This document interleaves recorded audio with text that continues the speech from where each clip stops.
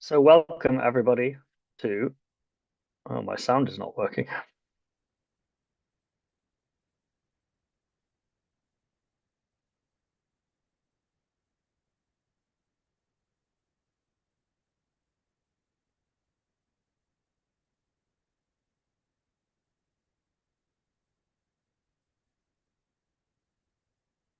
I need to test the sound again.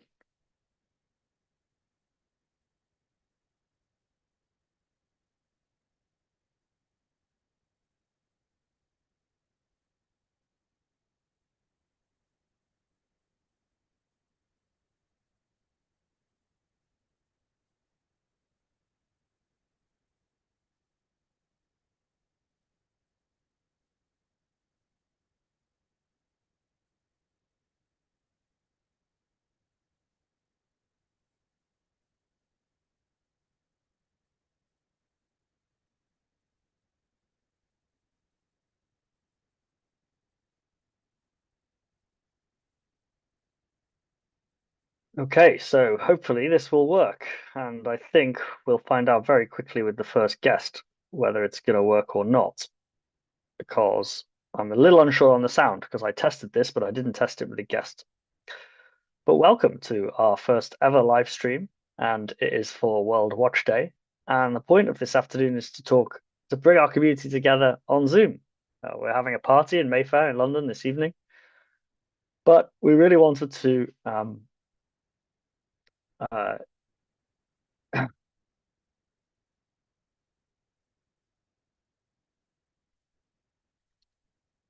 so welcome to this live stream for World Watch Day. We wanted to hold something where people from all over the world and our club members from different parts of the UK could join in, because while most of our events in London are in London, we're now holding events in Manchester, Glasgow, and trips to Switzerland. So we have members who live all over the place.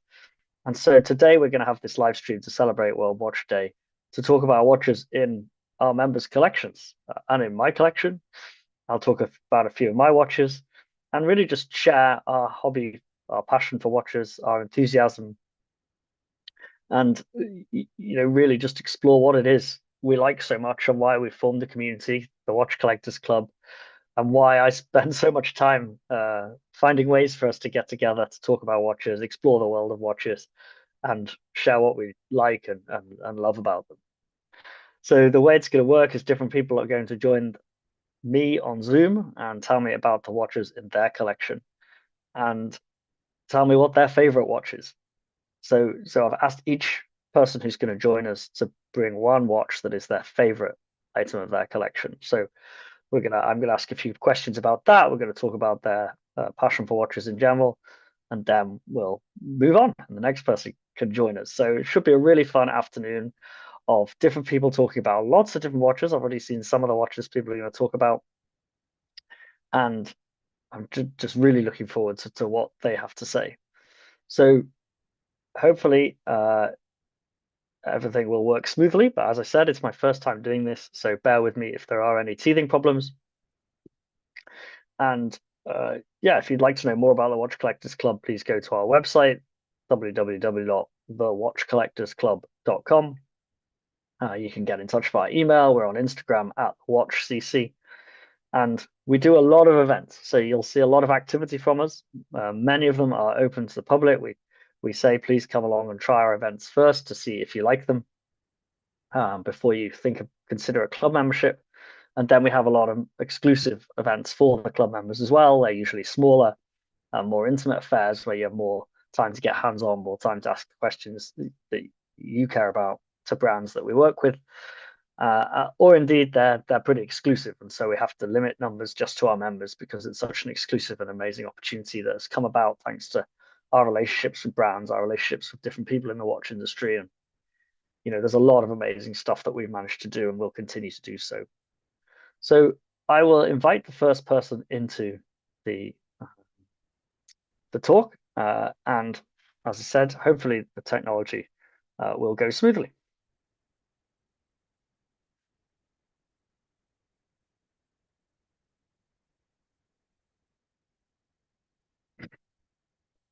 Welcome, Sean. Hey, Hamish, good afternoon. How are you? I'm very well. How are you? Yes, yes, all good. Good. Thank you very much for joining us. Great to be here. Thanks for having me.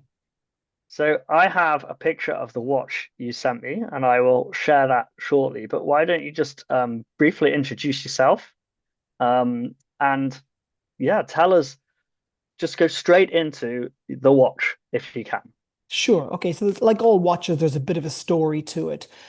So the watch that I've selected to talk about today is my Bremont Norton. So this was a special edition they produced about, I'm going to say 15 years ago. It was around about 2010, I think. There were 200 of them produced, Hmm. and each with their own serial number. And it actually corresponded to a motorcycle made by Norton at the same time as well. So if you had, number 10 watch, you would have number 10 motorcycle as well. I don't Yeah. have the motorcycle. Let me just clarify that. But I like this watch for a number of reasons.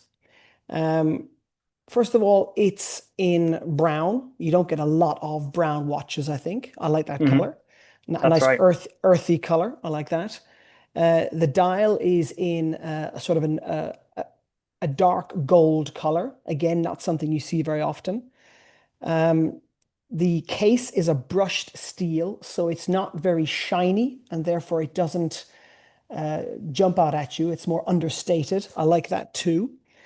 Um, I'll accept the dial is a little busy and maybe too busy for some people, but it does evoke notions of the motorcycle dashboard, and for Yeah. that reason, I can forgive the busy dial.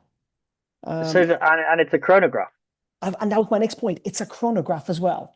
And I'm the kind of guy who's always timing things, whether it's, boiling an egg in the kitchen or something like that. I find myself using my chronograph quite a bit. So I love chronograph watches. It also has the date, which I quite like as well. Um, and the real clincher for me, which you can't see in that image, but you probably can see here, is the clear case back. And Yeah.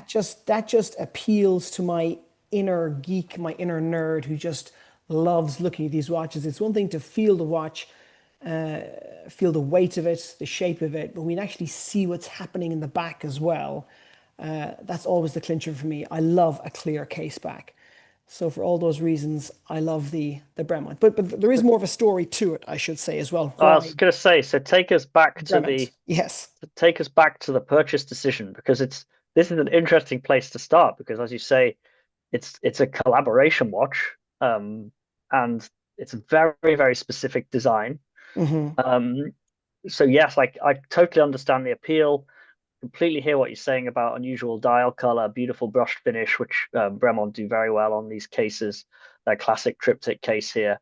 But talk us through what, how you came to this one.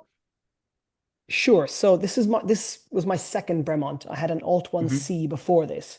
Yeah, the most popular original watch. Yeah, Yeah. yeah. And I flirted with a Martin Baker as well for a while, but never went down that road. But kind of regret that. It can still happen though. It can still happen. Um, but I like the brand Bremont for a number of reasons. One, I like what they're doing. I like the fact that they're bringing watchmaking back to Britain, and you see what's happened in the last 5 years or so. We've lots of micro brands pop up. Hmm. And I think Bremont were one of the first to really lead that resurgence in British watchmaking. So respect to them for that. Nick and Giles English, when they started this firm back in 2002, 2003, whenever it was. So I like what they're doing. Secondly, my background in watches. So before I set up Barrington Watch Winders, which is sort of why I'm here and how we know each other, Hamish, Hmm. um, I was involved in the startup of a brand called Jura Watches, which is still trading. Got taken over by CW Sellers about 10 years ago. And in 2007, when we set up that brand, we were actually the first authorized dealer of watches online. Believe it or not, Yeah. in 2007, prior to us, if you bought a watch online in the UK, you were buying from a grey market operator. We were the first authorized dealer. But of course, being brand new into this new frontier of selling watches, a lot of brands didn't want to sell with us, and Mm. they were very cautious. They built up a retail network. They didn't want to annoy that network. Um, but a few brave brands came with us and supported us, and one of them was Bremont. Hmm. And when you're starting a business and cash flow is tight and You need every penny you can get. There's a few brands I will always be very grateful to because their watches were popular, sold well, and gave us cash flow. And Bremont was one of those. So I don't think I've ever said this to Nick or Giles, but the brand will always be special to me for that reason as well. Yeah. Um, and as I say, I had an Alt 1C all in steel for many years, and I wore it, and I was happy with it. But then I decided to move it on, as you do Hmm. sometimes. And I saw this one, and I just loved the look of it. And I thought, yeah, this is the watch for me. So I got the Norton. I didn't buy the motorcycle, as I say, but Hmm. I wanted to keep the connection with Bremont. I think if I ever sell this, I'll probably look at their Hawking watch, the Stephen Hawking one as well. That would be the other one that appeals to me, but that's a lot more expensive. This one was It only is, but just on this watch, I mean, what really strikes me is the typeface they've used for the numbers, yeah. and it's obviously related to the Norton brand, which they've got there as the at the lower part of the dial. Hmm. Um, but these typefaces are very rarely used. It's my Good point. understanding that they come from like the 1920s, the first half of the 19th century. So do you know anything Okay. about Norton that leads to this design choices? I regret to say, Hamish, I've got to let you down on that one. I don't know the background to the font. I just looked at it and I thought I really liked it. The subtle Yeah, no, colors, the slightly different font, as you point yeah, out. It's not Roman numerals. It's not the standard script. That appealed to me as well. Clearly, it's in line with the logo for Norton as well. yeah. Um, and at risk of causing controversy as well, amongst Bremont owners, I will say that the logo for Bremont on this watch, which is different to the one they have now, I think I prefer this one. Well, many that's true for many current Bremont owners and brand fans, and we were lucky enough to head to the wing a couple of weeks ago with club members and hear from the guy who designed the new logo and hear Ah, how they went through the process and the inspirations. And that's their head of product, John Amos. We had an exclusive sort of 45-minute chat with him while we were there, and it was really interesting to hear how they went through it and their thinking. And the brand is moving on. It's had some changes in ownership. It's a very hmm. ambitious brand still to grow. They've got big growth targets, and they decided they needed to change the brand positioning somewhat. And part of that was rebranding with the logo. And inevitably, when brands go through this, they're going to have people who prefer or not prefer or even hate in some cases. Yes, Um, yes. There have been but some strong emotions online about this. it it it they felt that they wanted to build on the aviation heritage, but broaden the range of what the brand stands for. And so that was the main reason for removing the propeller and the old logo. Yeah, and I respect that. And they remain a brand I'm very fond of, even though Nick and Giles are probably no longer involved in it and they've moved on to different projects. It will be for me always those guys that I think of when I think of the brand. And I think I will always have a Bremont in my collection. That's good to hear. And there's some cracking new watches coming out. And as with all brands, you never quite know what they're going to come up with next. So it's it's it's interesting, and it's great to hear that your love of the brand and love of the watch, like you said, it's still your favorite. So how many years have you have it now? Had it now? Gosh, I possibly have this watch about 10 years, 8, 10 years, Yeah, I'm gonna guess. Mid-teens, I think I got it. I have the box and papers, so I can check, but off the top of my head, yeah. I don't know what that is. Well, I think and again, that's what I find when I talk to a lot of collectors, and I'm sure a lot of people today with talking about their favorite watches, things maintain people maintain that love for the watch for a very, very long time. Like some of the ones I've got out to talk to today, um, I can't conceive of moving the watch on. Yeah, It's a watch that I think will give me pleasure for very, very, very many years. And it's nice to have you on first and say, yeah, this. I bought this entirely because I liked it, not because I'm a motorbike fan, yeah, just because I like the brand of the maker, the design of the watch, and I still absolutely love it 10 years on. yeah. That's really fantastic. I think you're going to hear some great stories today. We've been doing a thing on our social media, watch stories, Mm, and we've been gathering people's watch stories. And some of the stuff that people send in, we did something around Father's Day, hashtag my dad's watch. I mean, some of the stuff would break your heart, Hamish, to read it. I mean, it's just so yeah. beautiful. The stories people tell about the watch they got, in that case from their father, but other people are telling us stories about watches they got when they graduated and they got a first job, Mm. whatever else.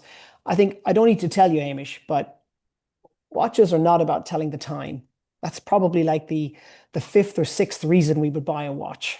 Hmm. It's Yeah. connections to brand, it's stories, it's how it makes you feel. So I mean, I'm very lucky. I spend all my time talking to collectors, so I get to hear a lot of those amazing stories. But we have yeah, already run out of time, Sean, so I will move on to keep great. the Okay. afternoon flowing. But Good delightful to luck. hear about I'll your be watch. And watching, Hamish. Good luck. thank you. Thank you. Take All care. right. Bye Take bye. care. Bye bye.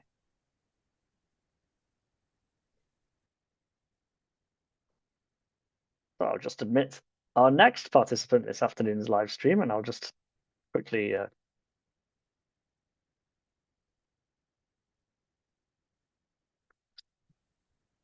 Good afternoon. Afternoon, Hamish. Happy World Watch Day. And to you, how are you? Yes, I'm all right. I'm all right, thank you. Yourself? Yeah, very good. So while I load up your watch, would you just like to introduce yourself first, please?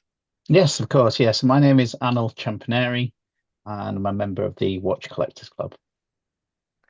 And yeah, so the watch you've got today is your Seamaster Speedmaster. It is indeed. Yes. So the yeah, in particular, the one I wanted to discuss was the 50th anniversary of the Silver Snoopy. Yeah, so I'm Um, sharing that now. there you go. Some action shots. So yeah, I mean this was a grail watch of mine for well, I was on the waiting list for 3.5 years before I finally got the call to get it. So that Right. tells you how the demand the demand for the piece, but it was worth the wait. It's a stunning watch, and I opted to get it on It is. a steel bracelet as well. Just I think it just transforms the watch from the sort of blue nylon strap that you get So with it. talk us through what you like most about it. In terms of what, well, there's the history of Mhm. it for a start. So for those who aren't aware, and I guess any watch fans already know this, but Speedmaster was the first watch worn on the moon, the Apollo 11 moon landing, 1969. And there's lots of different versions, but this one, the Silver Snoopy Award, is well, it was released to recognize Amiga's part in helping save the crew of Apollo 13, where they used their Speedmaster to time re-entry into Earth before they burnt up. And NASA awarded them the Silver Snoopy Award, and Snoopy was Amiga's unofficial mascot. And there's been a few limited editions of this watch, but this particular model isn't a limited edition, Mm. but it is quite difficult to get hold of. And it's a yeah, it celebrates the 50th anniversary. So it's one, a gorgeous watch, and two, there's a lot of history and yeah, anything space related really resonates with me, as you can probably tell from my background as well. Mhm.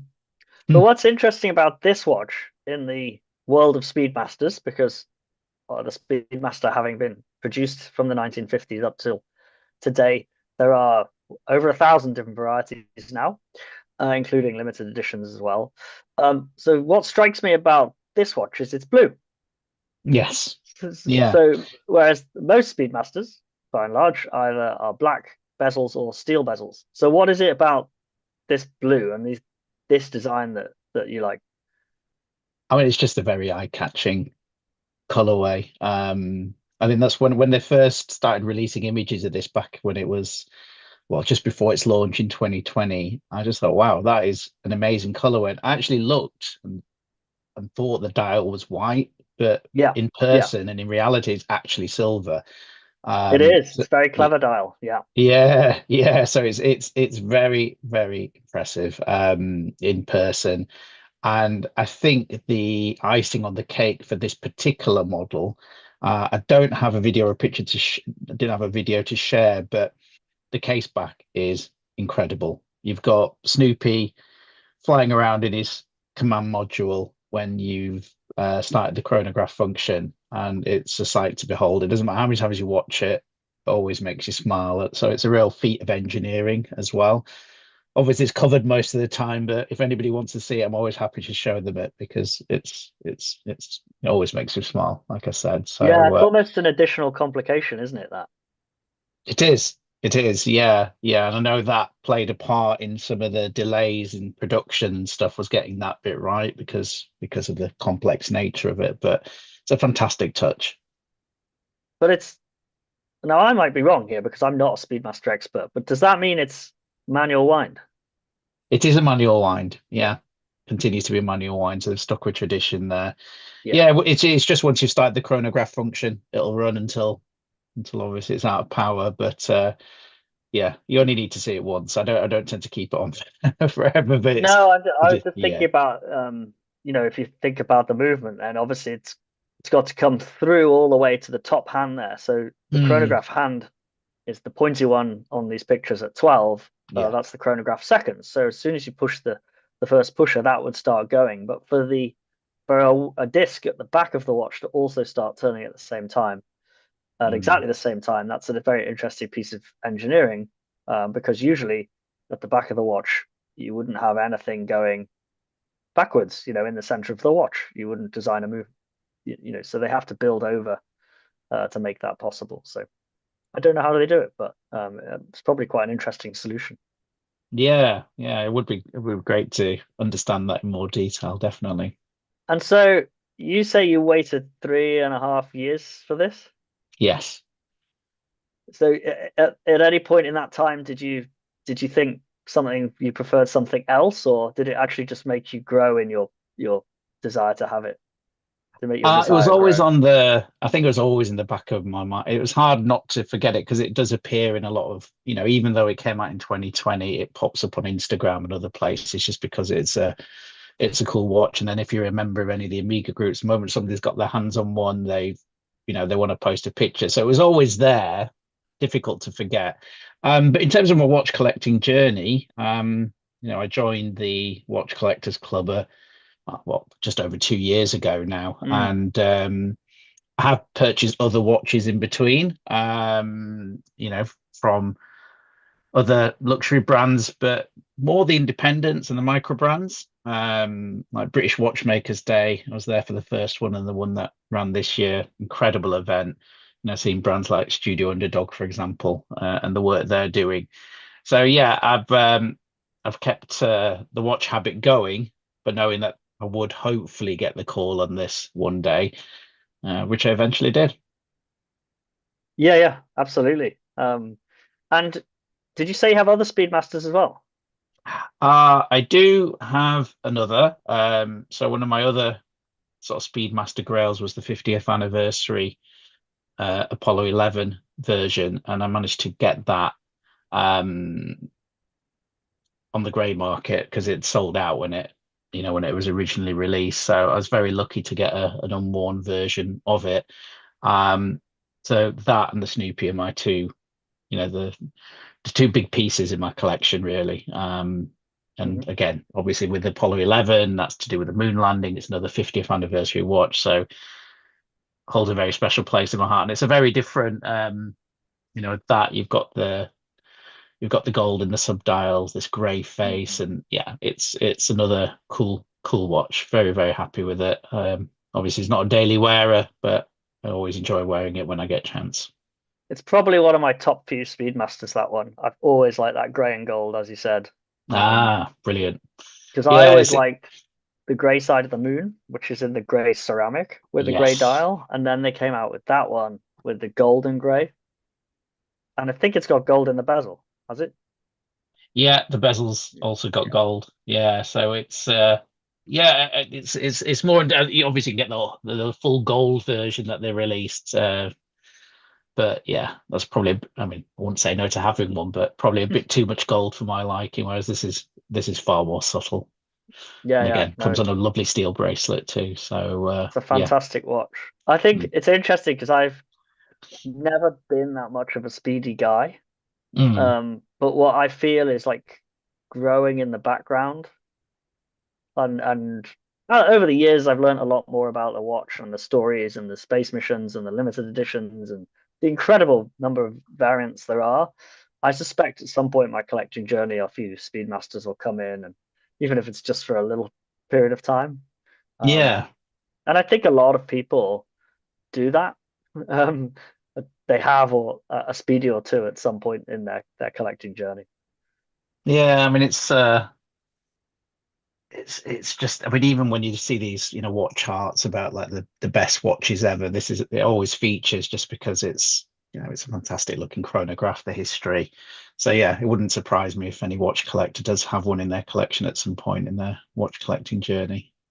Yeah, the one that really struck me the other month was this year was this like really unusual red one, a red LE from somewhere, and I was like, oh, that's fun, and it was just like quite an odd one. Yeah, yeah. So it struck me. But then the one I've always liked is the original Ed White. Ah, yeah. Um, so which is a pre-moon speedy, um, of the pre-moon speedies. So that means pre-1969. Hmm. Um, that's my favorite. So again, there's plenty of them around, but in very good condition. Hmm. You need to take your time to find one.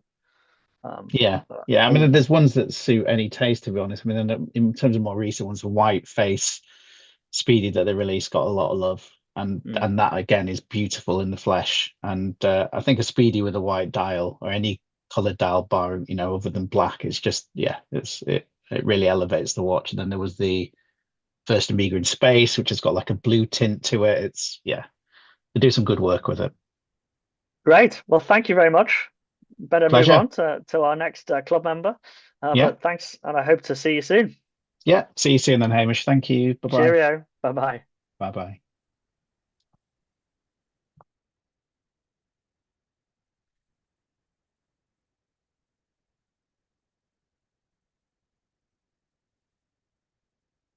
Good afternoon, Dave.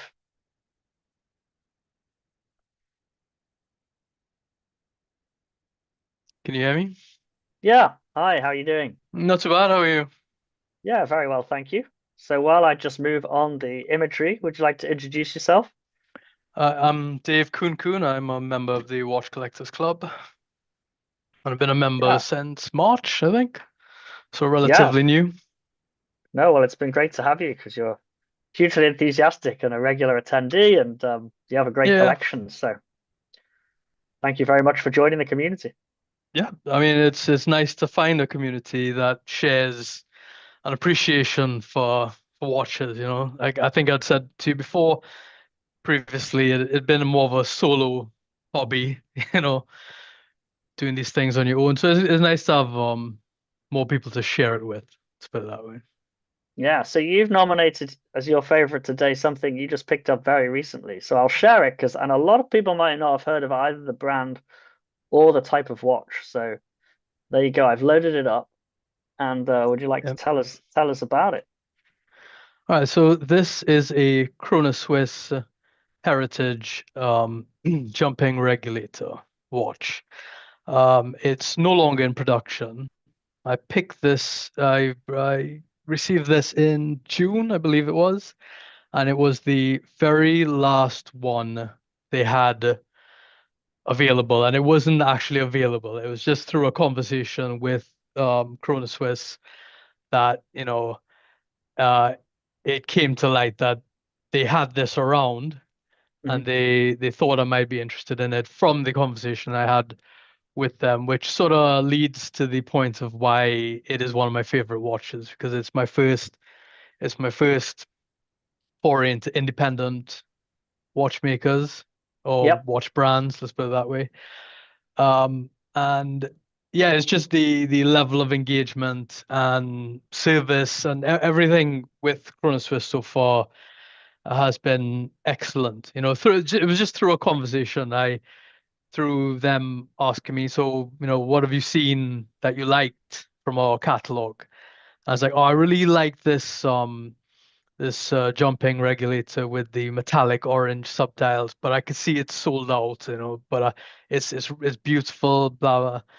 And then they were like, oh, hold on one sec, run off, come back, and then they were like, this one. So I'm like, yeah, yeah, that's it.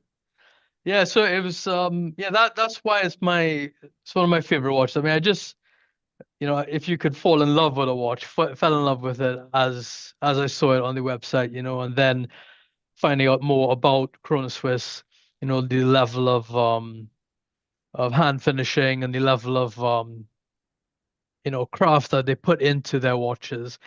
They may not manufacture their own movements as such as, some other brands, some other independents might do, but their movements are, my understanding, manufactured by Le Jour Paris specifically for them, Yeah. and they do a lot of modification with it. So they do have that expertise in house.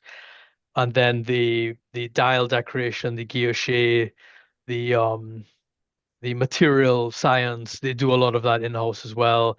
But through conversations with them, they've said to me that obviously certain things they can't do, they outsource it with, trusted third party suppliers. But I do like that level of engagement. I mean, I'm not gonna, bad talk any particular brand, but no one senior at Rolex is gonna pick up the phone and have that chat with you. Let's, be honest. That is not how Rolex operate.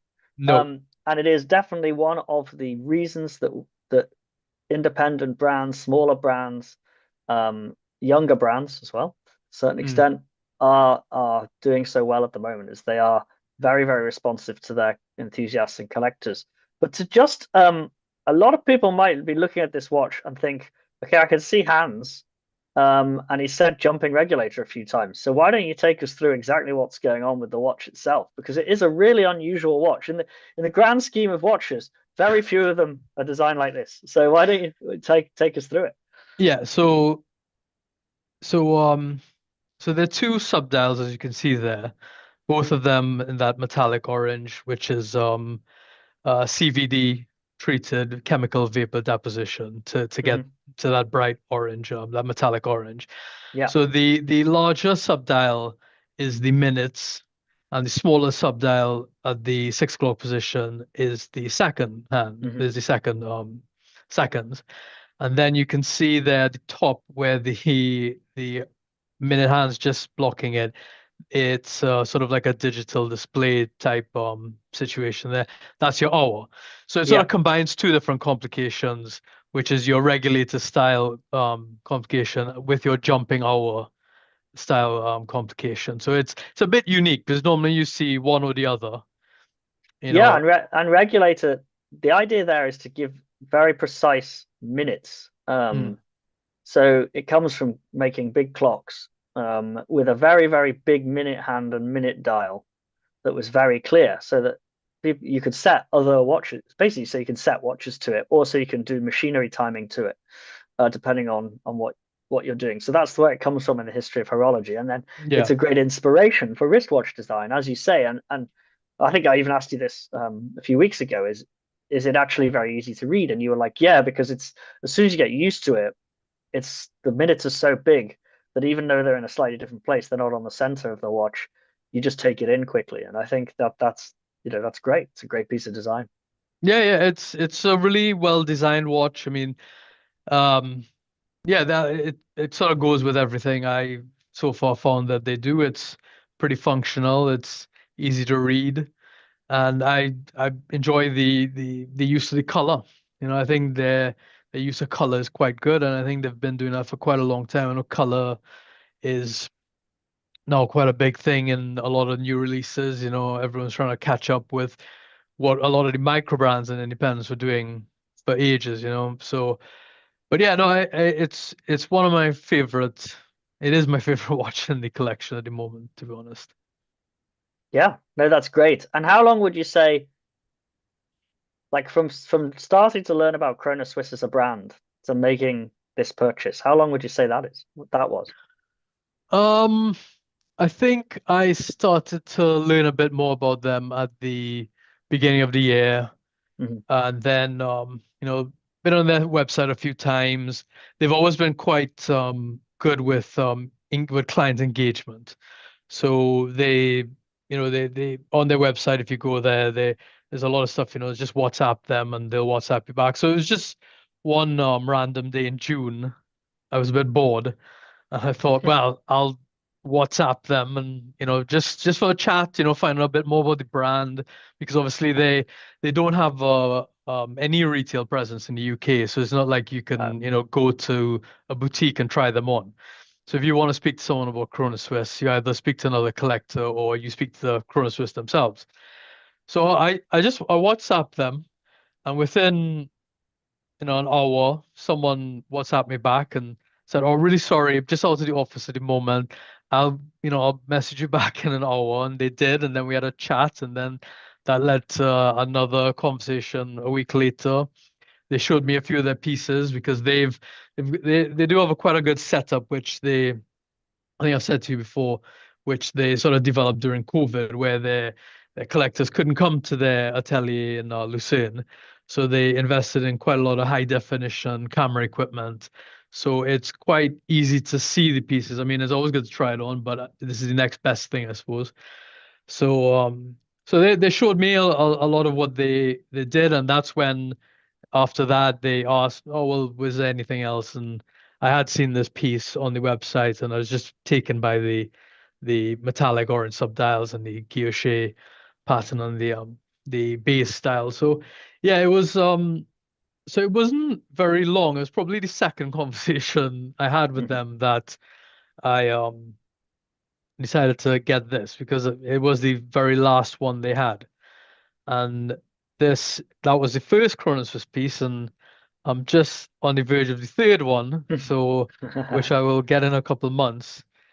But yeah, it's yeah, I quite enjoy the brand, and I think I enjoy the relationship I've sort of developed with them. Yeah, I'd never seen them, so I asked for an appointment at Watches and Wonders earlier in the year, and we all went along. The group of us, the group of club members we took on our trip, and it was great, and uh, we saw the novelties and extreme use of color, and Yeah, some great design language and tourbillon presentation, and just being very bold. So making very bold high horology, quite distinct. They got a very distinctive case shape, distinctive lug shape, and yeah, all credit to them. So I'm glad you've had such a positive experience to deal with them as well, and you're on that journey of now building a Chrono Swiss collection within your wider collection. yeah, yeah. No, yeah, it is. It's quite varied. I mean, obviously they're not doing things like divers and No, those styles of watches. But it is a pretty unique style. I mean, so and I do like the use of color. I mean, what's quite cool is when you speak to them and they dress quite nicely. Some of them in suits and that sort of stuff. Not no ties, but they still dress very nicely. And then they show you what they're wearing, and then it's this brilliantly bright purple thing with a suit, and it's like, yeah, that's pretty cool. I'd do that. I mean, I have no yeah, issue wearing that color with at work. So yeah, and I like what they do. I like what they do. yeah. No, it's a great example of what appeals to you about the brand is that point of difference and that unashamedness, even with a high horology concept watch, and as well as that really high quality finishing. So, well, thank you for sharing that with us. I shall move on to the next part of the afternoon. But yeah, look forward to seeing you at this evening's party. Great. No, thanks a lot, Hamish. I'll see you this afternoon. Thank you. Bye All right, bye. take care. Bye. So we have a very short break where I shall talk about favorite watch in my collection. So I'm lucky enough to have um, many watches, and at the moment it's 24. Which, of course, when I say to friends, they think that's an incredible number. But for those of us who are watch enthusiasts and collectors, we know that that's not actually that high a number, and we've met people with many more. Lucky people that they are. And I have a few favorites, but this almost always comes down as my favorite. And this is quite an unusual watch as well, because this is called the Jaeger LeCoultre Futurematic, or Jaeger LeCoultre Futurematic. Um, and it's from the early 1950s, so it's a vintage watch. And the eagle-eyed amongst you will immediately spot that it doesn't have a crown on the side of the case like most watches do. Instead, this doesn't have a crown to use to wind up the watch at all. This watch can only be powered by the movement of wearing it on your wrist, or you could put it on a watch winder, but obviously it's designed to be worn and powered during its wear. And the story behind the watch is that Jaeger-LeCoultre knew that the patents for automatic watches that Rolex were protecting were going to expire in the early 1950s, and indeed they did. And that's when we saw everybody release not everybody, but many watch brands release an automatic watch. And Jaeger-LeCoultre, with their reputation of being one of the highest quality movement manufacturers in Switzerland, they saw that they should make their version, and they wanted to make the best possible version they could. So they went all in on the R&D, and they made this movement. And what's special about it is a couple of things. It has a clutch at the top to stop it overwinding, and it actually has a clutch at the bottom to stop it running out of power. And that's because you can't wind it. So the idea is you would set it down, and if it ran to the end, then as soon as you picked it up and put it on, it would have some power left in the mainspring, which meant that you could pick it up, set the time, start wearing it, it would wind itself. So again, solving quite an interesting problem there with automatic watches, that you just don't have to do any winding at all. And then they also mounted the rotor that oscillates to wind the mainspring on the top and bottom of the movement as well, which is quite unusual, instead of just at the back of the movement like most automatics. And the idea there was to reduce wear and tear because it was mounted both ways. So really innovative movement. The problem was that movement was too expensive to produce. So they only produced these watches for 3 years, but they were quite popular.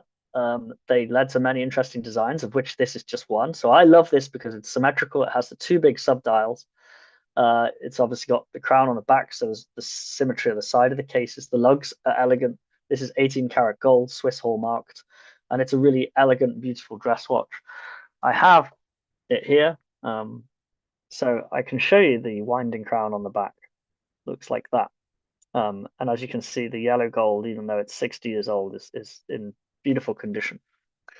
And I wear this as a dress watch. So I'm going to a wedding tomorrow, so I'll wear it for the wedding as the guest at the wedding, because it's a fancy watch. It deserves a fancy occasion. And I just love it. I bought it at auction. And my story of buying this watch was I got into collecting, and I don't really know why, but I always wanted a Jaeger-LeCoultre Reverso, the famous rectangular watch that actually someone's going to be talking about a bit later on this afternoon. And so I started learning about the brand, but I couldn't afford a Reverso. And then I looked vintage, and I didn't want to pay a pre-owned Reverso either. So I actually bought a steel men's time only Jaeger-LeCoultre from the early 50s for about £500 on eBay.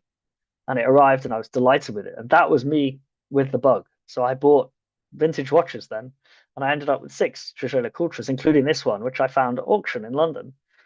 And I went to the auction house, I looked at it in the preview, and I was delighted to win the bid. And I've been delighted with it ever since. This is a famous watch from the company, a company with enormous heritage that I respect greatly, and the whole industry respects greatly for its movement design and movement contributions over the 20th century, especially.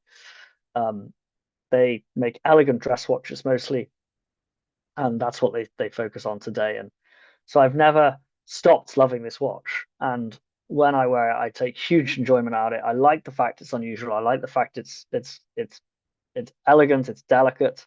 It's not, it's not waterproof. It's not particularly shockproof. It is a dress watch.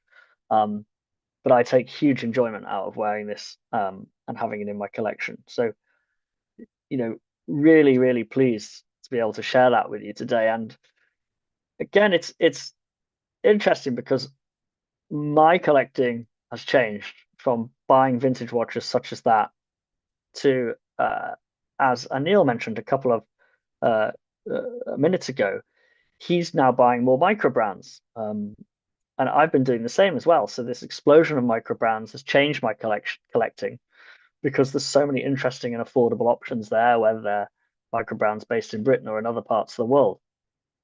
I've started to add more of those to my collection in recent years, and it's just been hugely enjoyable because, as Dave was just saying, the connection with the brand is quite simple, because these micro brands, they're very, very small operations, and you can often just deal directly with the founder or designer of the brand. It's you can hear directly their thinking. It's great fun, and that really means a lot. You can Um, you can get to know them before you make the purchase, perhaps. You can contact them via email. You can go to a watch show. We host 2 shows this year and 3 next year. So the Manchester Watch Show is coming up in November, and it's a great place to go and meet micro brands and meet the founders and talk to them about their ideas and what's gone into producing the watch.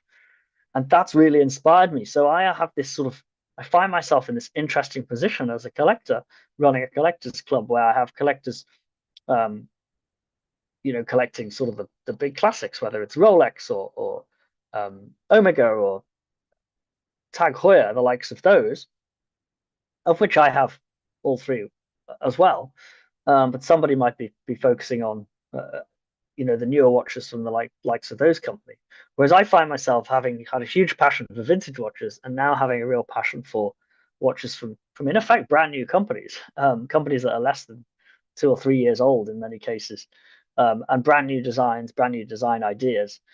And I would never have thought, if you'd said that to me 5 years ago, I would have been like, oh, well, I would have thought that I would continue collecting vintage. And so I think that's what's wonderful about the world of collecting and the world of watches is just this possibility for continuous evolution, um, depending on people on what's happening in the industry, but also your own taste. Because one of the wonderful things about running the Watch Collectors Club and getting to see so many watches is what I like has changed.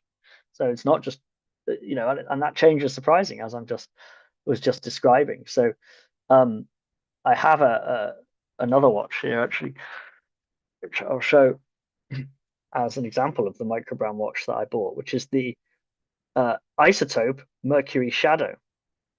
Now I didn't load up a picture of this, but this is another dress watch, and it's absolutely fantastic. It's very sleek, very slender, very curved, and has a polished case, but actually a matte silver dial. And I can't get too close to show you the detail on the hands. There you go. So these sort of leaf hands, and a very elegant like little Mercury drop for the logo. And this was a 6-year design process for Jose to make this. And it's been a huge hit. So he first released the Mercury, which had a mirrored dial, and then he released this, and I chose to buy this. But I will actually introduce my fellow club founder, Ed, just now, and he's going to talk about something completely different. So welcome, Ed. Hello. I was just talking about my Mercury Shadow. Of and which I have one as well. Exactly. So I didn't mention that, but you bought one as well at the same time. I But did. I was talking about how my collecting had changed from buying vintage JLCs to buying microbrands, and I would never have thought that would happen until I got to know, the world of microbrands and all the knowledge that I've built up. So I was just talking about how my collecting had changed, and you've been through a little bit of a similar journey. Yeah. But you're still kind of buying and owning classics, which we'll come on to. But you have also been buying microbrands. Yeah, I started I've been all over the place in my collecting journey. So I think I started when I was maybe 15 or 16, and at the time what I could afford was simple time-only watches from the 1960s. And Yeah. actually I was buying them from the US and South America on eBay. And I was buying them when bigger was definitely better for Yeah. watches. And so, I was buying beautiful Omega Seamasters for about £100, and I was spending my kind of Saturday job money on it, and spending that much money on, spending a little bit of money on watches meant that I could have lots and I could change them all the time. And then I worked out that I could sell them for a profit. And I really got the bug of trying to get interesting models and things that kind of worked for me at that point in my life. I then I moved to London after university. I got a job in the city, and I had for a long time coveted the watch that we'll talk about today, and I won't unveil it just yet. But I bought that, and it's still my favorite watch. I love it. But what that sort of kicked off a real love of was sports watches, and particularly gold sports watches. So I really like I'll the. bring it up now because in the Perfect. interest of time, I'll just share it. And it is an icon. Yes. So don't ask me the reference number, but it's a Audemars Piguet Royal Oak dual time. It's the mid size, so it's 37 mil case. It keeps fantastic time. It's got this beautiful grey tapissier dial. It's actually not quite that dark. It's a lighter dial. This was taken at dusk. But what I love about it are kind of three things. So the first is the bracelet is really remarkable, and whenever somebody tries it on for the first time, it's the first thing they comment on is just how many facets there are to the bracelet.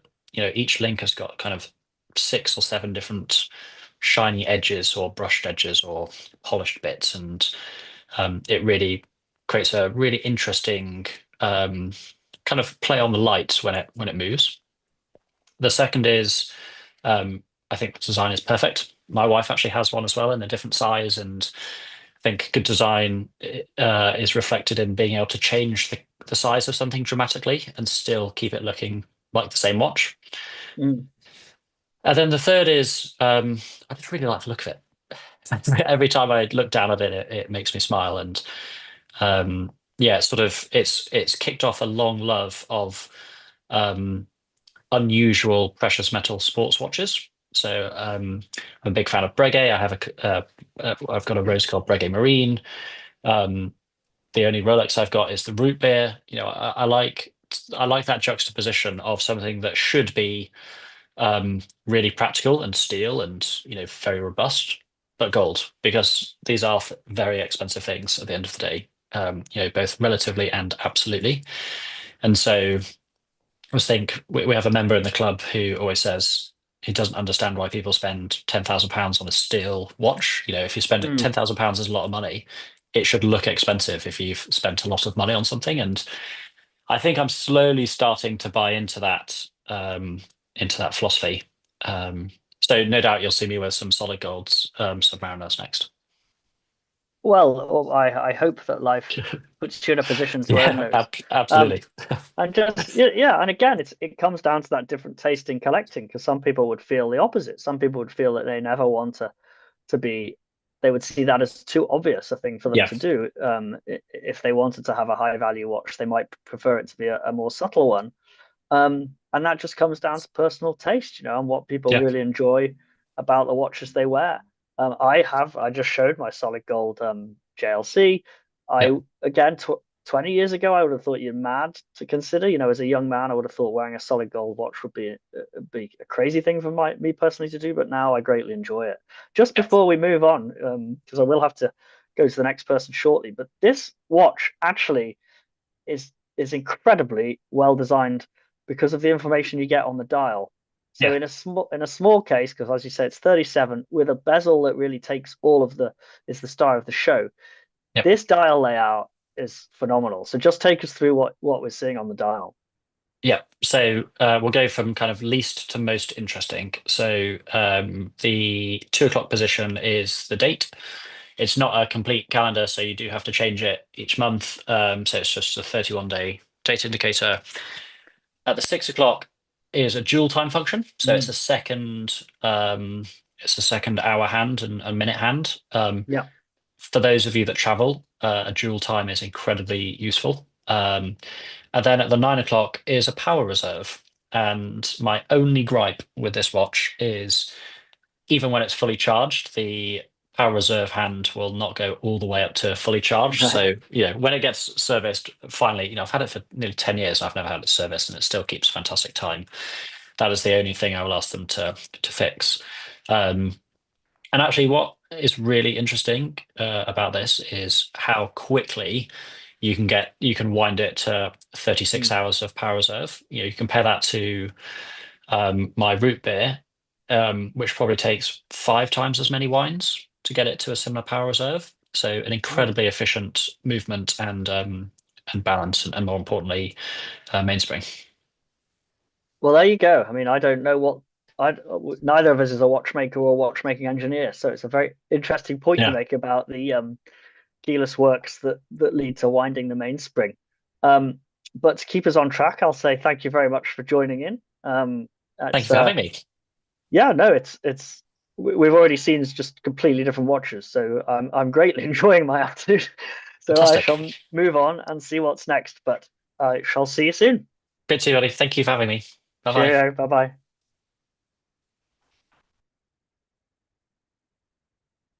So as we fly through, we welcome James.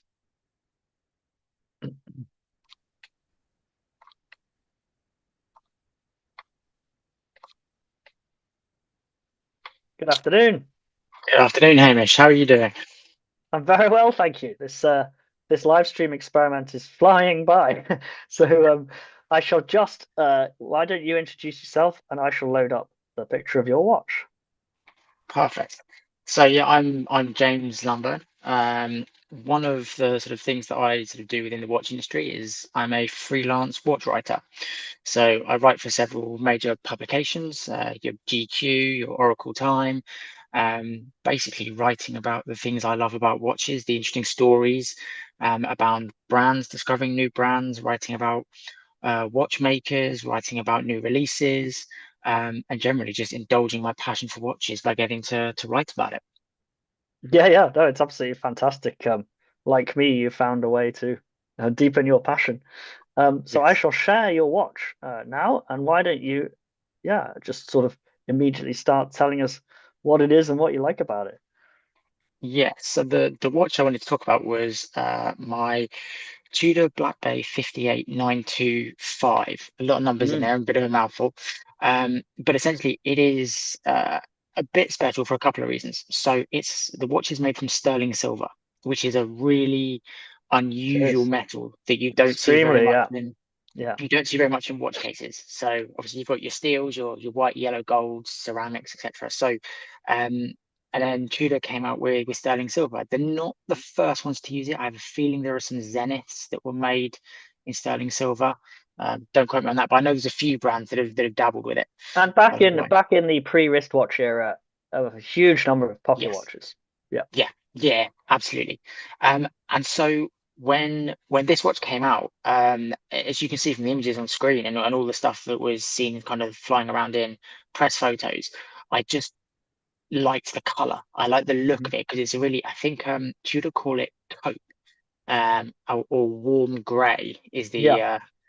the translation of that. But it's the color is, and I thought it looked good in images, and then when I saw it in real life, it is a color that I've really not seen anywhere else. And I kind of understand why Tudor called it warm grey, because there's not really a better way to describe it. It's not completely grey. It's definitely not brown.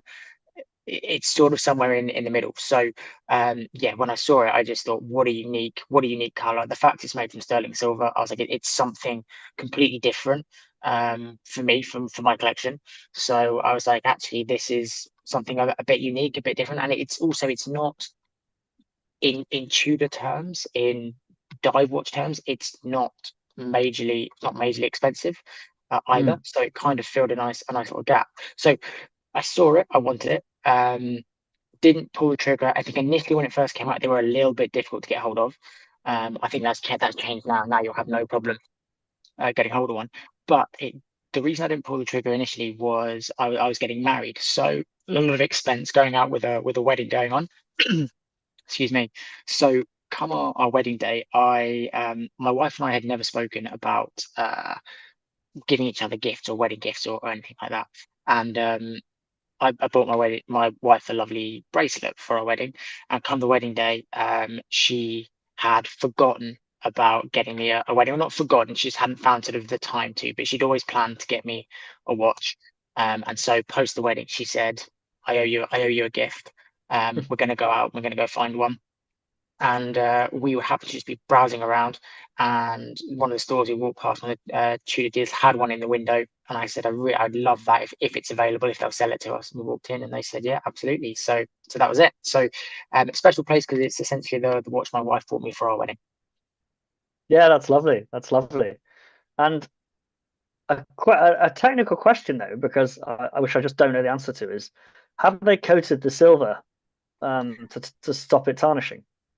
It's no, so it's if you really get into the weeds and you read about what Tudor have done. So and as I understand, the 925 is the grade of silver for it to officially be called sterling silver. Yeah. So it is classified as sterling silver, but it's an alloy that Tudor have added some other metals to slow down the tarnishing process. So Yeah. it doesn't tarnish at the same rate and speed as like bronze and bronze watches. And so I picked this up in 2022. And I can just see it's starting to get some tarnishing on the lugs and the areas that are probably most in contact with the skin.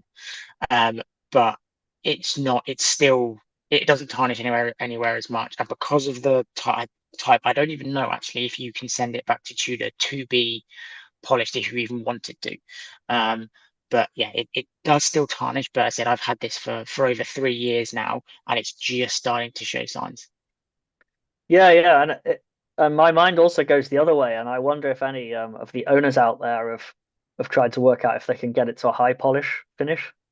Yes, yeah, Because it comes in the finish they've chosen, which is sort of a more brushed finish, but yeah. with it being silver, it is technically it's possible to really polish it, so it's a mirror finish.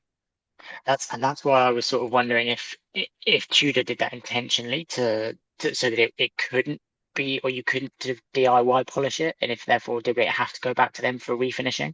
I don't know, because mine hasn't tarnished that much, and also because living and working in London, I near enough daily this as well. Yeah. So it's a really nice watch. I can wear it in and around London. It doesn't bother me in that regard, and so it's had plenty of wear out of it as well.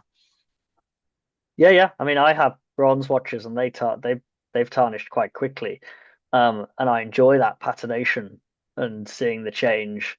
Yeah. But the thing about bronze is you can literally just buy a tin of Brasso and go mad with it, and you'll have it back to normal in a couple of minutes.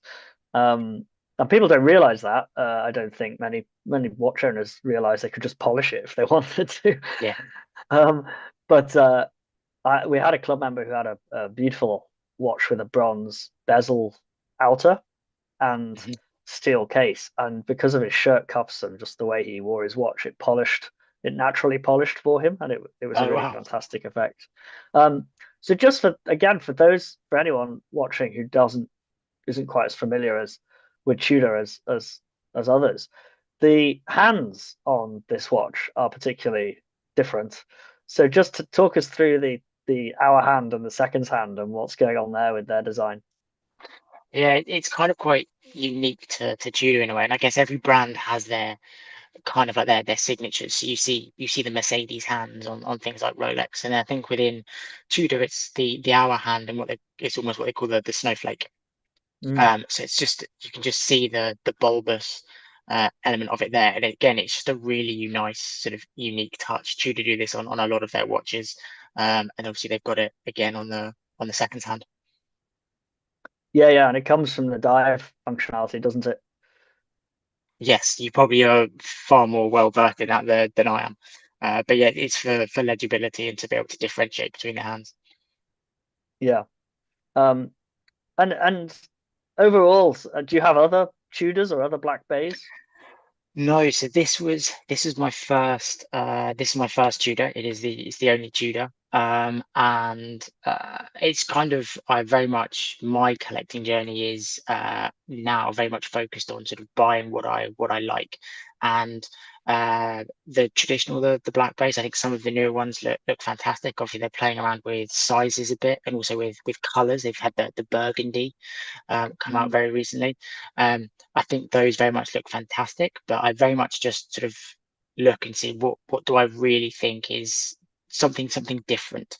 And this was different enough that it made me pull the trigger. So there's not been anything yet that's probably crossed from Tudor. Not to say that their watches aren't fantastic. I do think they're brilliant. There's not been anything yet that's made me go, oh, it's time for another Tudor.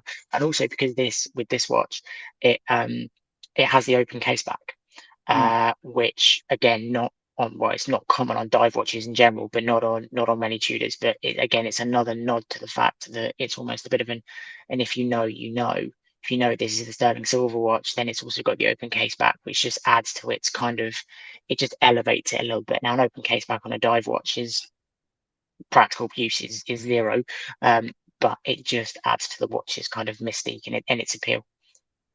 Yeah, no, that's absolutely fair. Well, thank you very much for your time this afternoon, and thank you for sharing that. It's a fantastic watch. No worries. Enjoy the rest of the live stream, Hamish. Thank you. See you soon. Bye bye. Bye bye.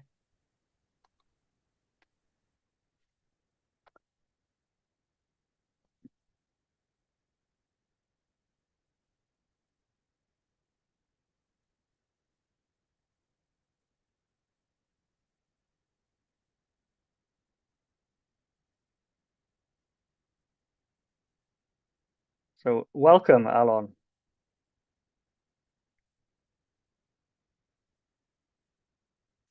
Hello. I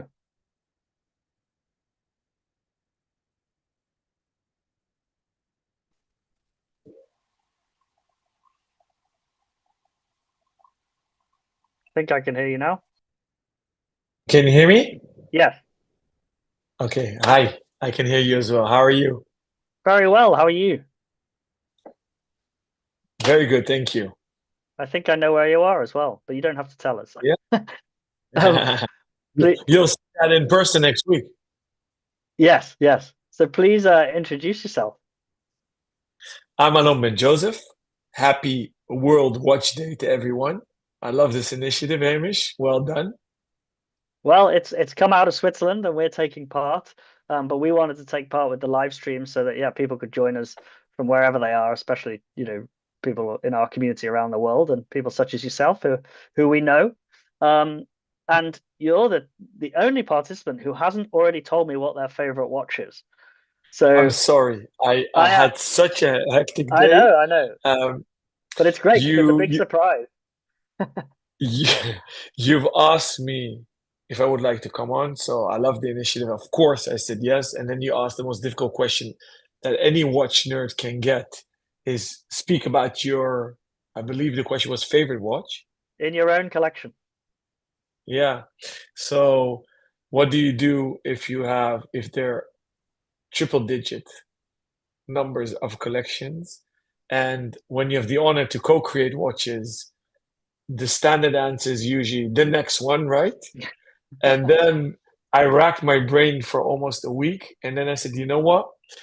For the sake of storytelling and the zeitgeist, I'm going to cheat. I did two. Okay. Wow. Yeah. Two very interesting watches.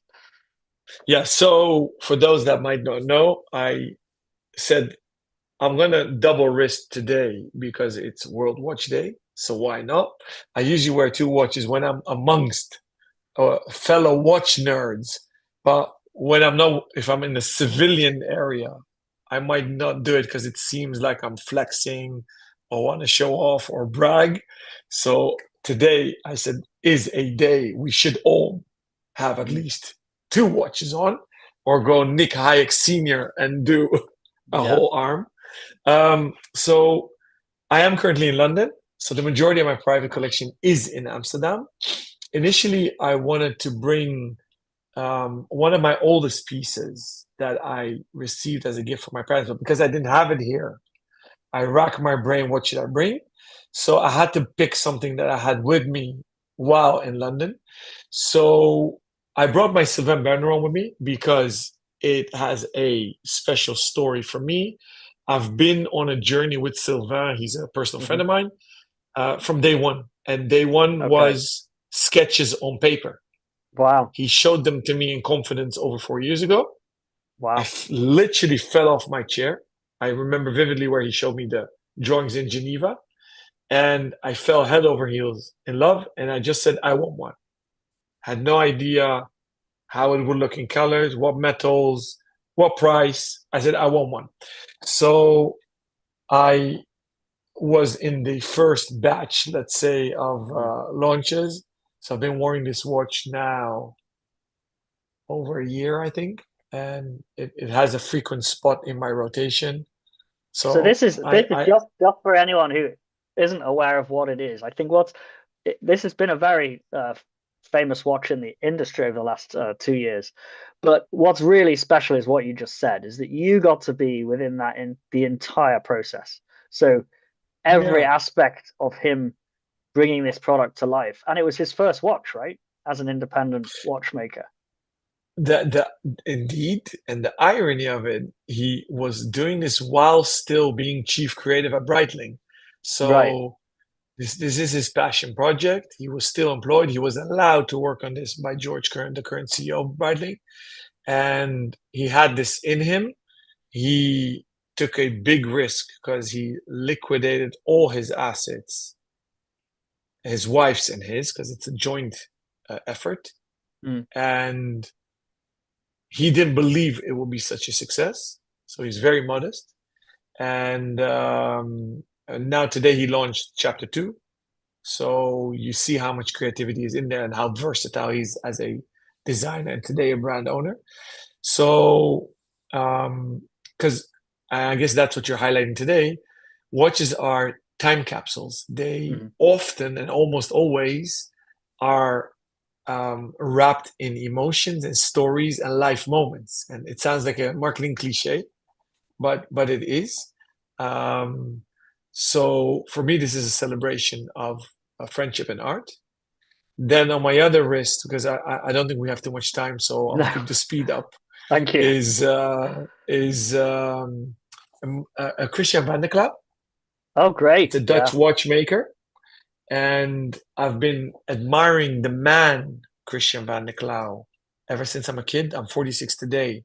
I met him the first time when I went as a kid to Basel World, the old fair in Basel, where he used to exhibit at the AHCI. I must have been something like 12, so it's 34 years ago. I've been admiring him. And for me, this is a special piece because this is a collab with my family business, which is Ace Jewelers. Right. Yeah. And we co-created this watch, which we dubbed the Stariadne.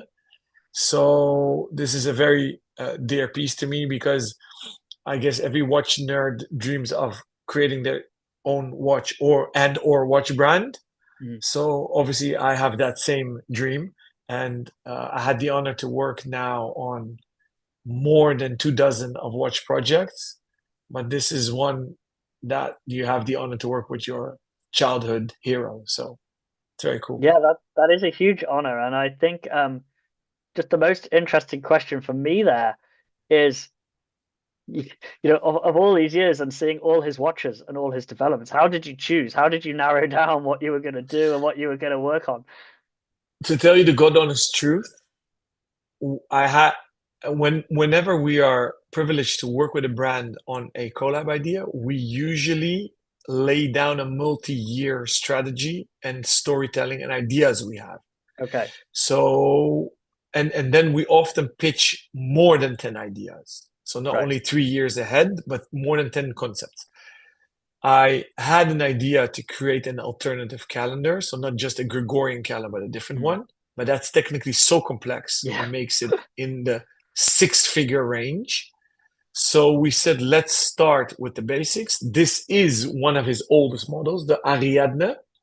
And it's immediately also the entry level. Unfortunately, it's at 9,450 euros, which is already a lot of money. Yeah. But that's the entry level for the brand. So we always try to make it accessible, but it's still a steep price. So that is also one of the reasons to democratize it a bit.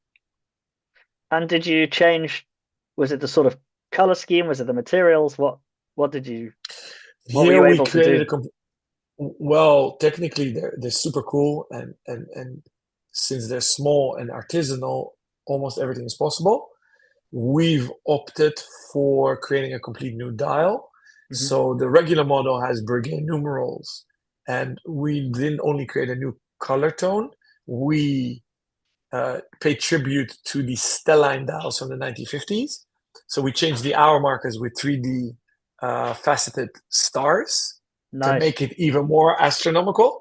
Yeah. We went a bit with the color schemes of Amazon, which are black, white, and red. We are the first to ever do a black moon phase disc. We did loom on the moon, which they'd never done before, and we did a Dutch calendar, so day date in Dutch. Yeah, well, that's fantastic. And I Yeah. think it's been so nice of you. We will have to move on there, but it's been so nice of you to join us because I think um, a lot of people. I mean, I know a lot of people know you as a public face in the industry, but there's a lot of jewelers out there who aren't watch people, and they might own They watch exist. Yeah. Yeah. they might own watches, but they certainly don't collect them, and they certainly don't take the time to care so much about creating one. So it's really great to have you on. I'm so pleased to hear that you have those in your collection. It makes me happy that you've been on that journey. So thank you very much for joining us. Thank you. And I'm looking forward to seeing you in real life next week. So good luck with the stream, and I'll look at the other guests that have been on. Thank you. I'll see you then. Cheers. Have a good Bye weekend. bye. Thank you. Bye Bye. bye.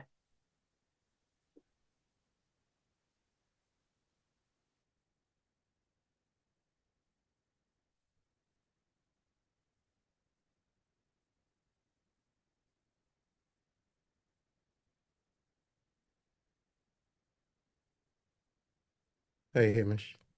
Hi, David. How are you? I'm good, thank you. I'm good. Yeah, right. We are mostly on time. But while I find the image of your watch, which I'm very excited to talk about, would you like to introduce yourself? Yeah, I'm David. Joined the Watch Club a couple of months ago, I think now, or maybe a month. Time runs by fast. Been a watch collector since actually it was a Timex Ironman triathlon, which was like the first watch that I Yeah, bugged my dad I to. have mine here. Yeah, I yeah, have mine exactly. here. Exactly. So that's the one that I begged my dad to get me because in the 90s there was a advert with like fireflies and they were attracted to it. So I was like, wow, this is awesome. I want it. But it was the first watch that I saw on his wrist was the Tudor Submariner from I think it was like 1974. I Nice. saw it and I was like, wow, this is something that I want to be into. So I've been into watches for a long time, but I really started getting into the hobby more seriously on my own, I'd say around 2003, 2004. I've been collecting multiple pieces since then. So yeah, it's been a journey and learning more and more brands, and I'm using the community to find ever more new grails every day. Yeah, well, thank you for becoming part of it. And I didn't know you had this watch until you sent me this picture. So why don't you tell me about this watch? Yeah, sure. So the reversal has been something that I've seen on other people's wrists, especially in films. And then I'd say I started digging into it a little bit more, and then I found the connection to India. So, my childhood, I did grow up in India, so I learned that the British polo players in India, and it was a specific area that's quite close to where I live, where they've got hill stations. So the British, when they were in India, they used to like play polo in like the cooler climates because obviously it was very hot, elsewhere.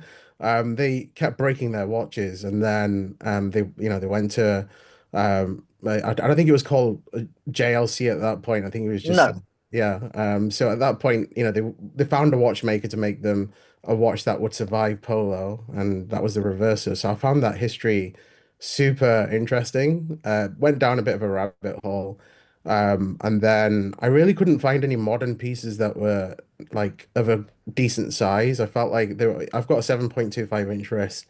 But the modern ones just felt like a bit too big, like a slab on your wrist, almost. So I was looking around for ages, and then I found this piece on Subdial, which is the Reverso Duo face, in I think it's pink rose gold, and it has GMT functionality. So you've got like one time zone on one side and the other time zone on the other. So it was like perfect. I travel quite a lot with my work, so yeah, this was like the perfect piece. And if you compare this to the modern iterations of this, they don't have anywhere near the level of detail that this has. You've got especially on the dark hand, you can see a guilloche pattern inside, and then a separate texture pattern on the outside. So I really kind of like love the difference. And if you're a bit of a fidgeter like me, I just keep playing around with it all the time. So it's a nice little watch to just play around with. And obviously there's some legacy and history behind it as well. I mean, I am completely in agreement. I mean, I own a Reverso. I've just put it on. Oh, Um, nice. but mine is Series 1. So this is actually from 1946. And this was my Wow. grail Yeah. until I acquired it. And very rarely wear it, which is a shame. So I might wear it this evening. I might change my plans for the evening and wear this one. But I Nice. think to talk about your watch, this one is a particularly brilliant example in my mind as a huge Jaeger-LeCoultre fan. Yeah. And that's because, as you say, for what is a simple design, one light dial, one dark, you get a lot of watch. You get different patterns. So completely different dial pattern on the white dial, completely Yeah. different numeral text, no loom. So it's kind of designed to be the dressier option. Yeah. But on the dark side, in this case with this beautiful brown, they also did it in blue and do it in blue today. You get luminous numerals. You get the guilloche and then the Clos de Paris as well. And then it's both of them are incredibly legible. They're just incredibly well designed in terms of not a big watch, but so easy to read, so easy to use. So I'm completely with you on how good a watch this is. Yeah, absolutely. And the loom still works on the dark side, but it's very light because this is I think it's from 2008, the year my daughter was born. So it's a nice little tie-in as well for when it was actually manufactured.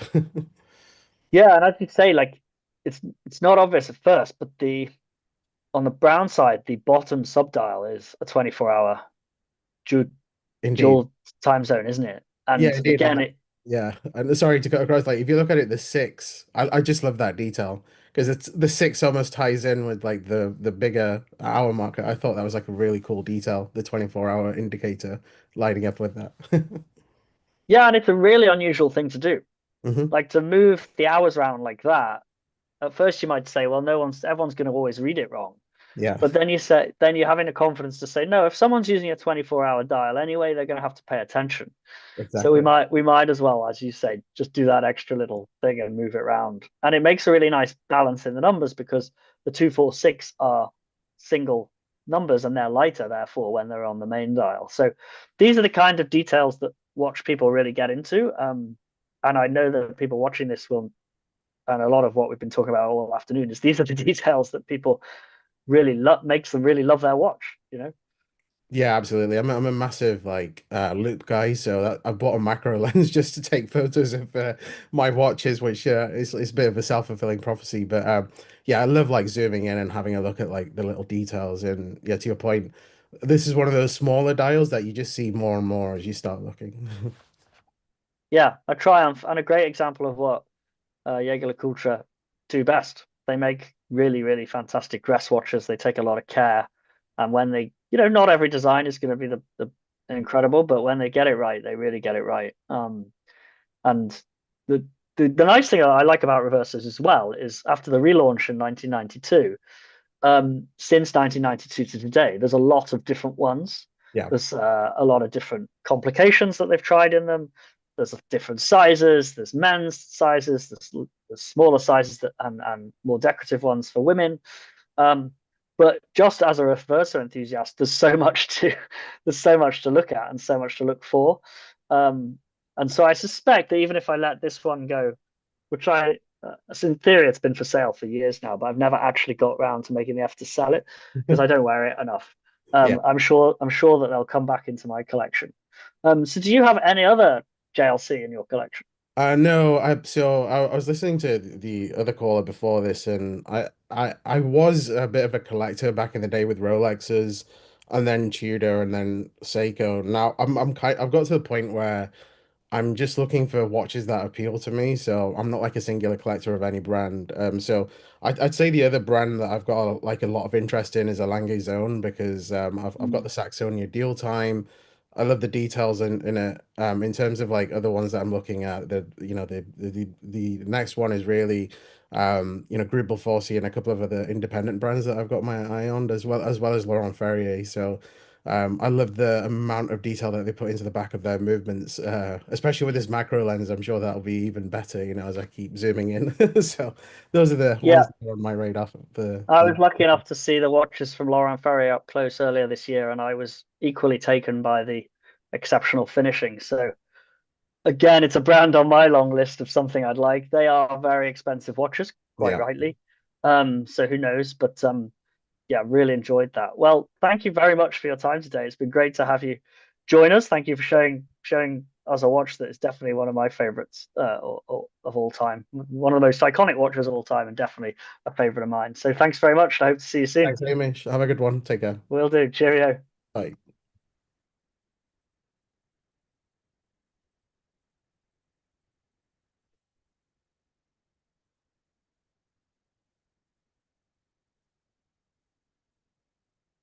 Hello, Rishi. Hey, Hamish, how are you? Very well. How are you? Yeah, not too bad. Thank you for joining us. I will just find your watch. If you'd like to introduce yourself. Yeah, sure. Hi, everyone. My name's Rishi, and I've been a member of the Watch Collectors Club for, I want to say, just shy of 2 years now, or maybe around 2 years. Yeah. Yeah, welcome. So the watch you want to tell us about today is this one. So why don't you tell us what it is? Yep. So I like to call this one the one that started it all for me. So is one of my very first premium Swiss-made watches. Back, I think this is 8 years ago. This was actually a wedding gift from my wife. And the funny story around this is she actually selected another watch for me, which Mm-hmm. was a Movado.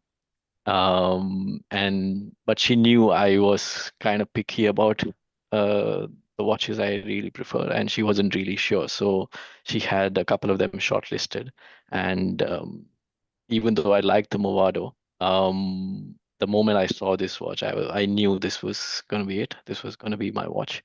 So yeah, I made that choice to have that and have been loyal to it ever since.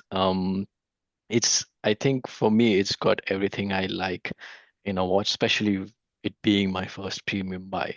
Um, the color rose gold, that's something I always prefer in my watches.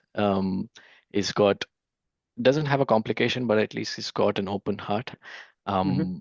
Um, it's got an open case back, and yeah, I don't you probably the pictures don't show that, but it's also got a nice bracelet buckle. So Yep.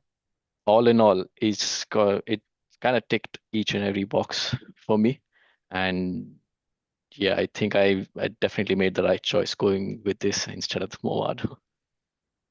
And yeah, talk us through the other design elements that you like. So I think first and foremost is definitely the case, which is 40 millimeter, is extreme. I think it sits extremely well for the tiny slim wrists that I have. The rose gold finishing both front and back, it's quite a good has stayed intact so far. And when I come to the dial, I like the different use of textures, and also how they've integrated the rose gold and the open case, so sort of like a tease of the automatic caliber movement. And Yeah. then once you turn it around, yeah, the case back is also a different story. So yeah, I just every time I still 8 years for this watch, but every time I look at the watch, I still know I made the right choice, and it's still my go-to dress watch, as and when I know that occasion arrives. Yeah, that's fantastic. And I think I mean, one thing I want to mention is it has a Powermatic AD movement in it, and this movement is an absolute star. Um, it's so common a movement in the Swatch Group family that I think people kind of dismiss it. Um, and I think that's very unfair because Definitely taken for granted, yeah. this is an incredibly good movement, especially for the price range that it usually of the watches it usually sells in, and you get 80 hours of power reserve. Now, bear in mind that you could get less than 48, so less than 2 days out of watches that are a lot more expensive than this and automatic. Whereas this one is pushing uh, you know 3.5 days. So it's a full weekend. You don't need to think about it. This is the idea. This is why they decided to get to 80 when the Swatch Group really went to push this movement. It's also not just I can't actually remember the details. I haven't had time to look them up, but this is the end of a long line of great automatic movements went into making this. So from the ETA group, which Swatch own. So yeah, I think it's a phenomenal movement. Definitely, and it's definitely value for money from the price point range as well.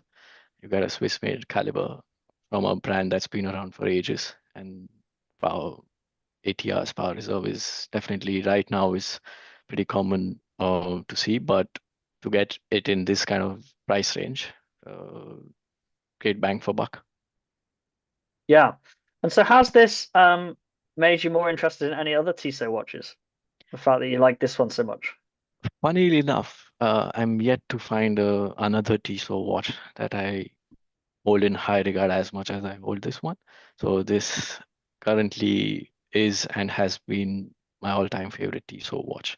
I was happy when they launched the new Rock Watches collection recently, but Oh yeah, I haven't seen them in person yet, but I saw the launch. yeah, same. So I was quite intrigued by them, but yes, I think so far this has to be one of the better Tissot watches I've ever seen. I've tried on the PRX and the other watches, but I still prefer. I think I'm more a dress watch guy, and I think one thing also that makes me happy is this seems to be like an underrated watch for the kind of value you get from this kind of price range. So I haven't seen it on a lot many wrists. So that's another thing that sort of appeals to me, where I have something that not a lot of people have for whatever reason they don't. Yeah, yeah. I mean, it's an interesting point, isn't it? Like, you know, I quite like wearing slightly unusual watches. I don't have many very famous watches in my collection, and even the most famous design icon, the Reverso, I was just talking about with someone else, but I've put Yeah, mine on in spirit, and I nice. very rarely wear it. You know, this strap isn't even worn in. Um, but what's unusual about this is it's so old. It's 1946. It's a Series Oh One wow. Reverso. You know, so even though it's recognizable, it's also slightly different. And I think there's a lot to my taste in watches that I like having something slightly different. I don't watches don't appeal to me because they're famous or because lots of people have them. Yeah. Exactly. Yeah, exactly. As long as it's sort of unique, stands out, and I tend to be more a visual guy, so I may not know all the references or the nuances of the movements, but if it's visually appealing for me and it sort of stands out, then it kind of ticks the boxes. And obviously, as you said, this was your wedding watch, so it's very likely to stay in your collection for forever. Oh yeah. Um, what's your collecting been like more recently? Have you been interested in different styles of watch, or are you staying with more dressy watches, just looking for something else? How's it changing? Yeah, I have always gravitated towards dress watches, particularly because of the kind of wrist size I have. But more recently, I ventured into sort of bracelet territory with an Indian brand called Titan. And the watch is fully ceramic. It's a Yeah. quartz watch, but known for their slimness. So the model is called Titan Edge, and they're extremely slim. I don't have the numbers by hand, but it's definitely around 11 millimeters or so. So definitely a very slim watch, and sits really well on my wrist. And I think I've started um, leaning towards more independent watch brands, and also by virtue of being a member of the club, meeting so many other brands and watchmakers, and attending so many different events. I think the world sort of opened up for me, and I've moved on from big names of the watch industry to more discreet kind of underdogs, and definitely independents of the watch world. So that's where my eyes are gravitating towards now. More recently, for example, it's not an independent watch brand, but definitely one of the rare ones. I've started to learn more about Credo and some of their Mm. watches and what they've done in the past. Uh, kind of right now mind blown.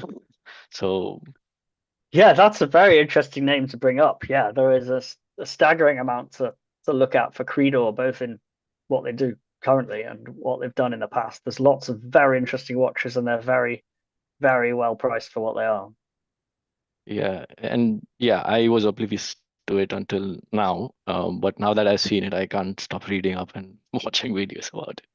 Have you seen the dive watch? No, the one I've seen now is the skeleton, platinum skeleton watch. Yeah. Um, Incredible value for what it's worth, and Yeah, yeah, definitely yeah. one of the rarer ones. I've never seen one in the wild. Oh no, you won't see many Creedor, especially not outside of Japan. Yeah. And even in Japan, you won't see very many. Um, but yeah, no, that's a.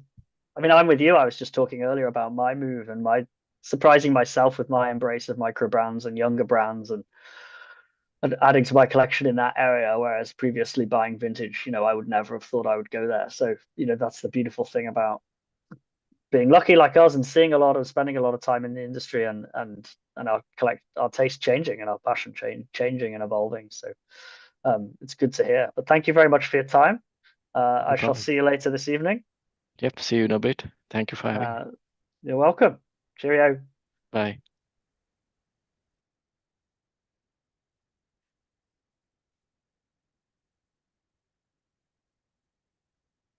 Good afternoon, Ed.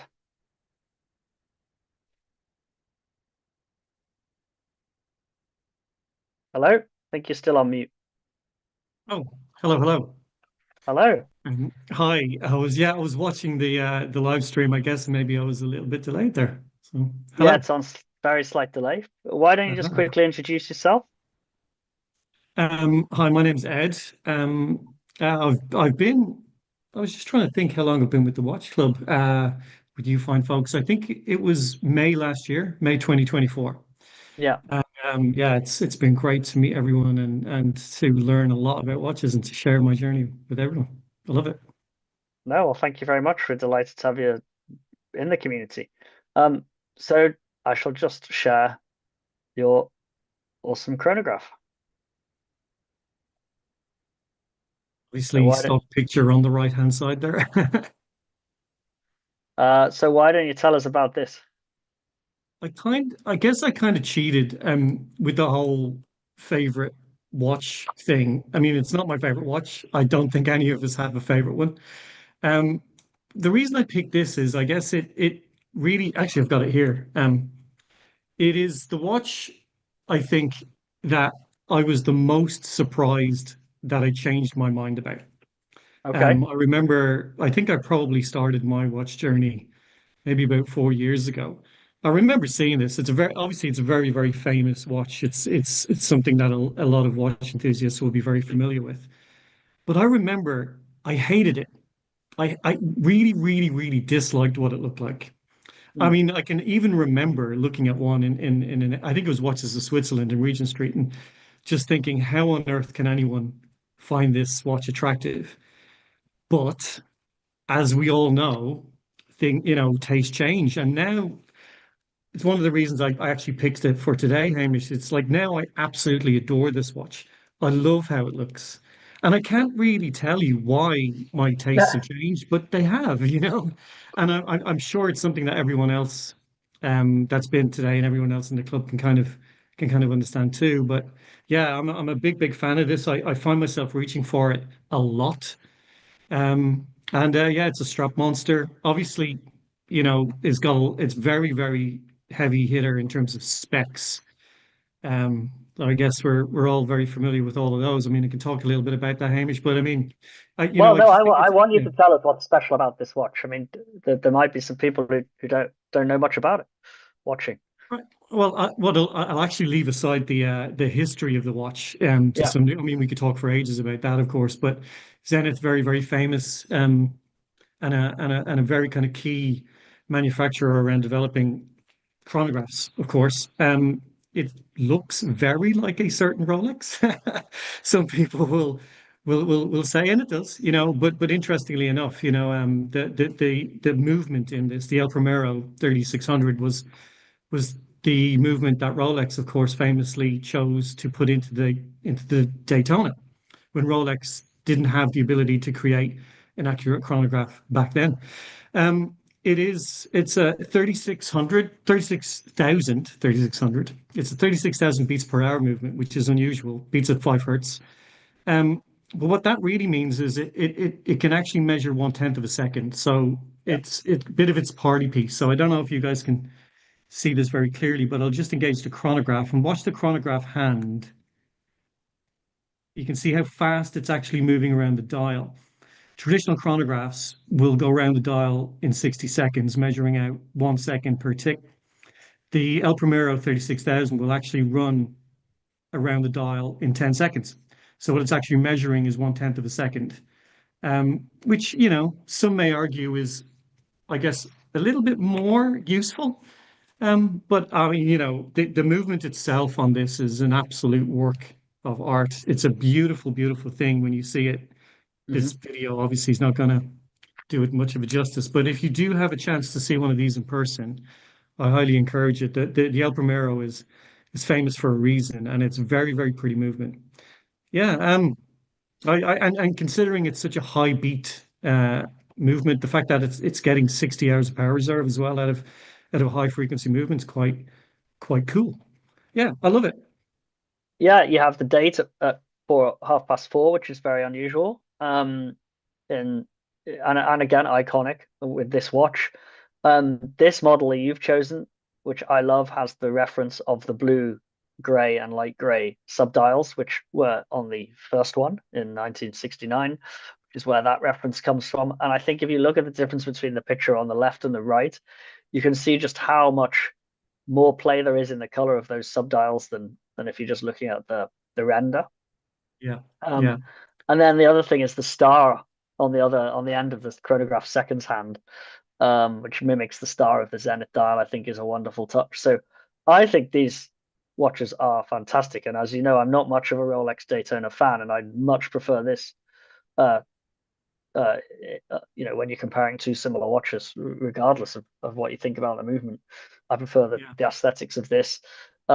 The bezel is different, as you said, because of the 10-second rotation, which makes it, again, it's just a different design aspect. It's in the ceramic, which lots of watches use nowadays, so that's a good look and a good contrast to the steel. So I think this is an absolute cracker of a watch. I mean, I really do. Yeah, I love it. I mean, currently I've got it on an Artem sailcloth with a deployant.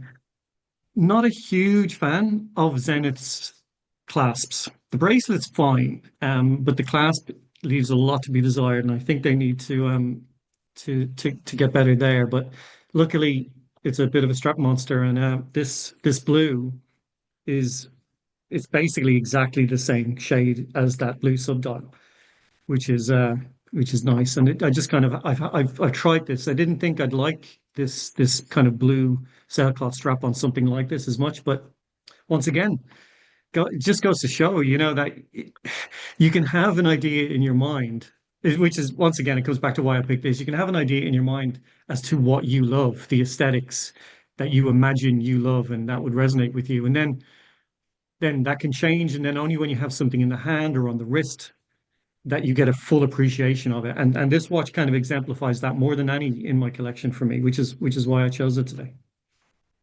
So you're the only person who's come on and said that you struggle to have a favorite, which I think is impossible. It's impossible.